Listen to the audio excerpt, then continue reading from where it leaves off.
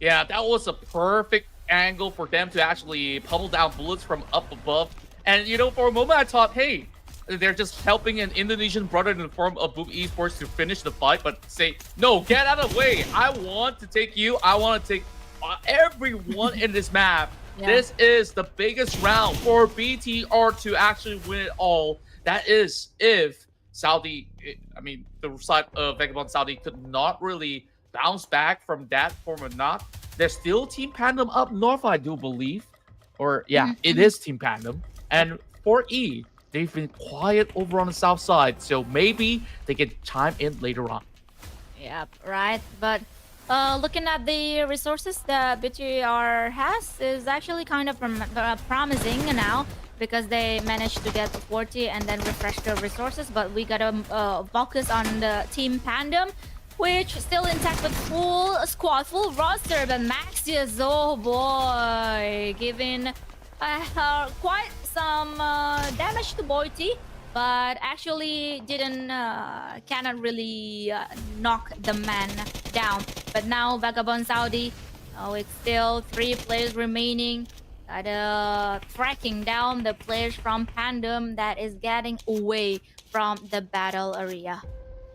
Yeah, such a tough fight. You see how close they are, and they quickly reposition as well. They do respect the amount of aerial coverage of BTR's flank angles are. Now they're wrapping around the edges, trying to sweep right through. I think BTR might have actually passed a few members of 7E. And speaking of which, is Team Phantom that does get that catch. He finds Teddy Bear sitting inside the shack and quickly just takes him down.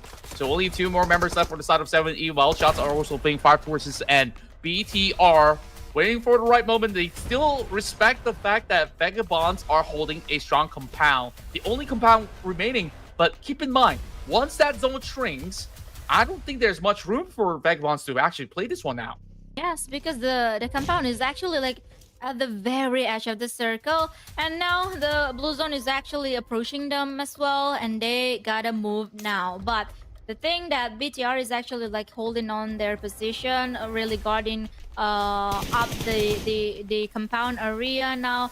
Vagabond know the in terms of like BTR's position and vice versa, BTR as well. They because of the information that they had throughout all of the minutes that they spent inside of the circle, uh, it is very valuable for them actually. And now, Team Pandem, who has been repositioning themselves, is actually having a really good spot in the circle now.